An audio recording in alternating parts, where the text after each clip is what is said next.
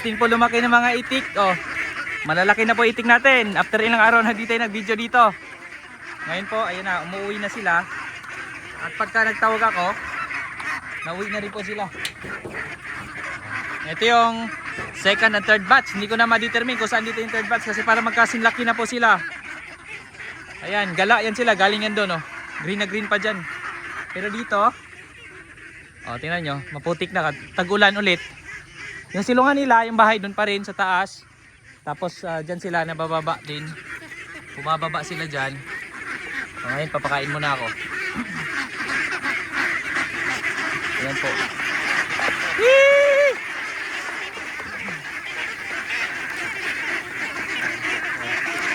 Galit na oh. Kainin lang natin.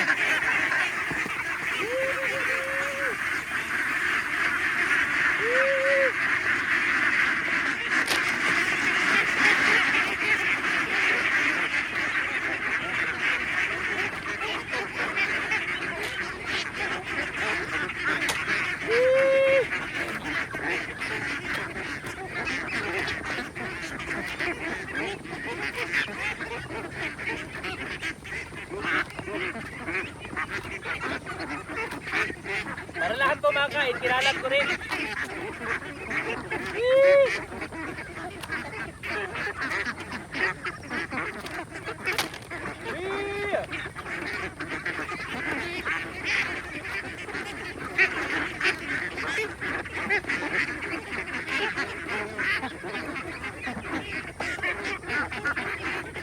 Safe pa rin po, bakain natin, darak at mais pa rin.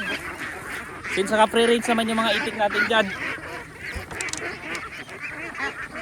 Ayan, tapos na. Yung iba, tapos na kumain. Yan lang po kaganda sa itik, mabilis kumain.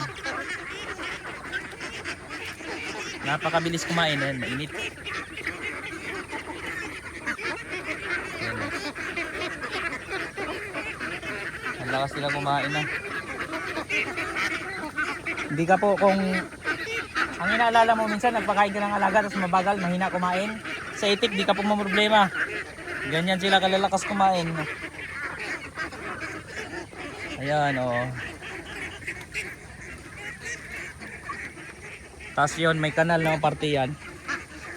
Malawak po tong galaan nila. Kaya hindi na ako naglalagay ng tubig.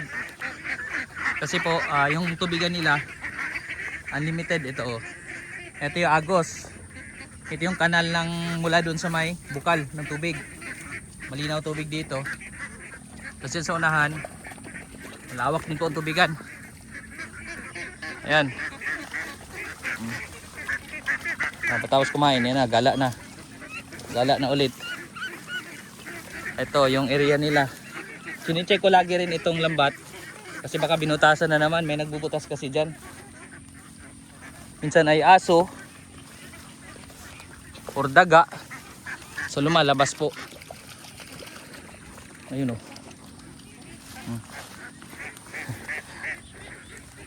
Ito yung kanilang area. Yung azola dito naubos na. Dati maraming azola, natira yung mga kangkong. Ito sunod, pwede natin mga ng kangkong din dito. Malabong na yung kangkong. So ito lagi ko chinecheck kasi madalas dito silang nadaan eh. Ayan, okay naman. Yung net. Meron tayong hagwar, tas net yan. Madalas dyan sila dumadaan palabas. Ayan na oh. Tatakbuhan na ulit.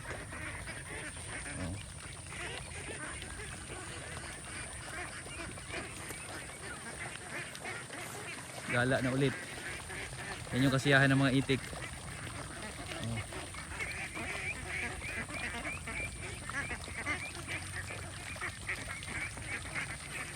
So kaya ito nilambat natin kasi ayan, gusto nilang galaan. Pero minsan tumatakas pa rin eh yung iba. Dati may nakakalabas. Kailangan lang talaga tingnan yung mga net kung walang butas. Kasi pag may butas, may iba nakakalabas. Pero magaling sila ha. Alam din nila kung saan babalik. Para silang kambing, kung saan sila lumalabas, doon din sila nabalik. Ayan, layo na. Oh, dyan po, maraming tubig dyan. Tubigan din po kasi yan dyan. Palayan po kasi ito. Kaya maraming tubigan ka lang napupuntahan. Gala yan agad sila. Yan na yung life nila. Mas maigi rin naman ganitong may pre-rinse area kumpara dati na ilalagay lang namin doon sa kuan, sa loob. Kasi pagka ganito, meron silang option tulad dito kung gusto nila madamo na part. O doon sila sa may madamong parte. Tatambay sila dyan sa may damong parte. Gusto nila sa tubig, o pwede silang pumunta sa may tubigan. Ito po, yan. Ano, liligo na. Yan, may tubigan silang parte, naliligo. Yan, marami naliligo doon, no. Oh. Yan yung kasiyahan ng mga itik. Maganda naman dito yung tubig kasi galing sa bukal lang, maagos yan. Tapos yung excess na tubig lalabas na yan doon sa kanal. Kanal palabas naman papunta doon sa sapa. Saka ang taba ng saging. Isa nga rin po sa opsyon ko dito. Kung itong itik ay mag-work, paramihin natin itik. Tapos gusto kong i-back up dito saging. Tingnan nyo po yung saging dito, taba. Kasi ito Madre de Agua. Madre de Agua maganda rin ito pang support pakain sa itik. Saging, oh. Pero kailangan ko lang yan paikutan pag yan umabot na sila dito, kailangan paikutan ng sako yan or lagyan ng dahon ng niyog, palibutan, mga ganung dahon, oh, para hindi nila ma-access yung pinakaugat. Kasi gusto ng mga itik din yung saging. Nakain din silang saging. Tinutuka nila yung puno hanggang matumba, tapos kakainin nila yan. Dahan-dahan nila kainin. Kaya nga po, nagtanim tayo dito, marami-raming saging. Basta kailangan lang talaga maproteksyonan mo laban sa kanila. Yan, may mga bago akong tanim na saging dyan. Ayan po. O, mga bagong tanim yan. Tapos may mga nauna ng tanim yan. Ito sa unahan, o. May mga sagingan tayo dyan. Kasi yung saging, support natin yan. Hindi lang sa pang-itik. No, pwede rin yan sa mga baboy sa future. Kung maglagay na tayo dito ng kulungan ng baboy sa baba. Pero inisip ko kung ang baboy yan na nasa baba, dapat may kalsada pababa. Lalagyan natin kalsada kasi yung ibabaw po kalsada yan pag ganoon. So lalagyan natin yung kalsada sa future pag mayroon tayong budget. Sa ngayon kasi wala pa. Or ang mga inahin na ilalagay natin dito, inahing baboy dyan sa mga gilid na yan, yung mga inahing baboy lang, tapos yung anak nila pang out yung mga biik. Or pag magpalaki man tayo, maglagay tayong kulungan doon sa ibabaw para hindi mahirap maghakot. No, pagka malalaking baboy na kasi mabigat. So mga biik pwede pa ang produkto dito. Sakali habang wala pang kalsada. Ayan. Kasi ito, marami tayong plan. Pwede rin lagyan ng kalsada to papunta doon sa ordaan ba. Ma-access lang ng bao-bao, ng tuktok. Para abot tayo doon sa dulo nito. Para pag nanguha ng kangkong, madali. Pag nagdala ng page, madali. Pwede tayo magtayo dito ng mga housing ng itik sa picture. Ang dami nating plan. Grabe ang plan natin, unlimited. Pero yung budget at kakayahan natin, hindi sapat. Ang importante, may plano tayo. Para meron tayong landas na maaari nating sundan. Kung saan ba tayo papunta. Kasi mahirap din pag walang plan eh. Wala tayong landas. Di natin alam kung saan tayo papunta. Basta lang kung ano meron, yun lang. So may goal tayo. At dito po, naganda rin ang view dito. Yung mga mangga, may mga namumunga ring mangga. Kusang namumunga po kasi ngayon ay tagmangga. Tignan nyo. Ayun o, may mga mangga dyan o. Mangilan-ilan lang, pero pwede na. At least nakabunga. O, kasi lahat ng mangga yan, sakop yan dito. Yung mga mangga mula dito. Ito. Yan, mga manggang yan. Hanggang doon, yung dulong mangga. Ay. Dito banda, ito mangga dyan. So yan yung sakop natin. Tapos abot yan dun, yung mga puno dun sa dulo. Mahaba po yun. Ang lambat lang natin, maliit pa lang, hindi pa natin nalambat lahat. Actually isa pang plan dito, ang dami kong plano dito sa totoo lang. Plano ko nga dito lambatin ang buo, tapos mag-alaga din ako native chicken. Siguro may area ang itik, tas may area ang native chicken. Basta buo malambat siya ng interlink para hindi mapasok ng aso. Tapos hati-hatiin na lang sa loob, lalagyan ng net. No, para yung mga itik may area, tas yung native chicken. Para malawak ang galaan ng native chicken. Dito po kasi pagpalayan, maraming mga insekto, maraming worms. yung mga naninira ng palay na worms, marami dito yan. So yan ay pagkain na natural ng mga alagang manok, mga native chicken. Which is native chicken, maganda rin ang market dito sa amin, marami naghahanap yan. Kahit mga restaurant, naghahanap sila ng supply. So sa itik maganda din kasi araw-araw may itlog yan, daily ang kuan yan.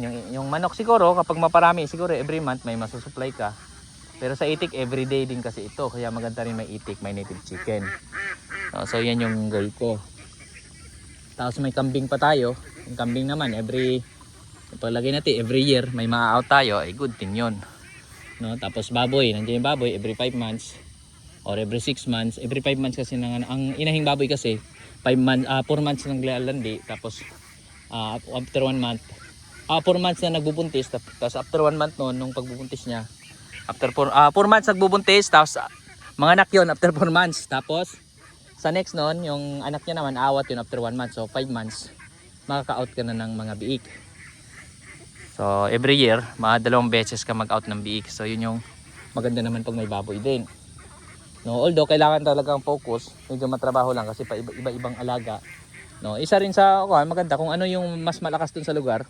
No, yun yung i-focus natin. Pero dito sa amin kasi lahat naman ay may market. So kung anong kaya nating alagaan, kung anong resources ang meron, kung ano yung tulad dito, resources damo. Yung damo din yan. So makatulong din yan sa kambing, baka. So pwede rin mga baka at kambing. Pero sa ngayon, nandun kami sa isang area pa, yun yung tenant kami doon. So doon naman, nandun yung mga kambing at baka pa namin. Malawak din doon. Mas malawak kasi doon, 7 hectares yun. Ito, 1.7 hectares lang ito. Isang hektarya at 7,000 square meters lang. Kasama yung lote ko sa ibabaw. So mas maliit to. Pero mas maraming pagkain dito kasi tingnan mo naman yung damo dito. Sobrang labong. No, tapos insekto marami dito kasi malapit sa palayan. No, tapos ang advantage yun nga, yung bukal galing dito. Hindi galing sa iba. Kasi pag galing sa iba, pag nag-spray doon, tapos papasok dito yung tubig, so delikado. So ito naman, galing dito bukal. So mas safe tayo kasi ang tubig galing dito palabas. No, maliban na lang, pag baha naman ay walang problema kasi masyadong maraming tubig naman yan. Kasi doon sa bandang dulo nito binabaha din. O, yan yung mga itik. Sumilong na ako dito at napakainit. Mag-overheat din kasi yung cellphone ko na gamit. Ayan o. Yung mga itik natin yan, gala-gala na sila dyan, tuwang-tuwa na sila. Yan yung kanilang kaligayahan. Ang magsawsaw sa tubig.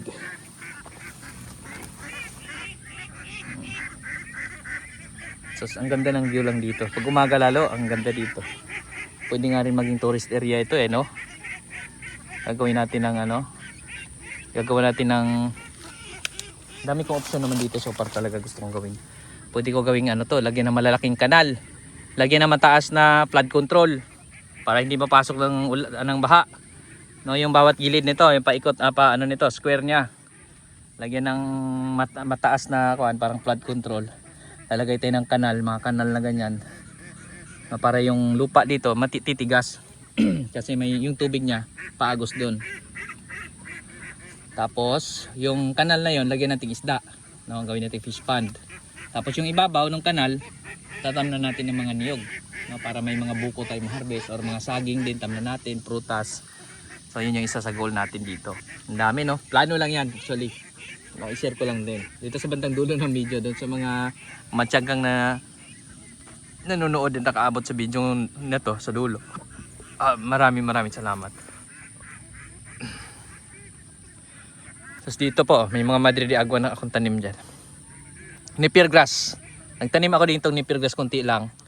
So yan naman yung pang support. In case na maubos yung napier grass sa kabila or kunin na yung lupa doon, since tenant lang kami doon, meron akong mga similya dito na pwede kong ipantanim sa future kung magkambing ako dito. No, kasi ito medyo maliit ang area, pwede naman nakakulong yung kambing, tapos magtanim tayo maraming napier grass. Yan yung pakain natin. At ang dami pang damo dito, mga paragrass, marami din dito. Yung kangkong, dami dito. So ito mayaman talaga ito sa pakain ng alaga kasi nga palayan, lowland. No, mataba ang lupa, tsaka matubig. So ayan no, yan po muna yung update natin mula dito sa ating mga alagang itik at dito sa area natin ito. Muli po sa inyo lahat, sana ay na-inspire kayo at kapag meron kayong lupa ay may apply nyo rin sa inyong lupa kung ano yung dapat natin gawin. Plano, yung pagpaplano, yung ideya, no, sana mabuo rin natin yung farm natin. Muli po sa inyo lahat, maraming salamat po.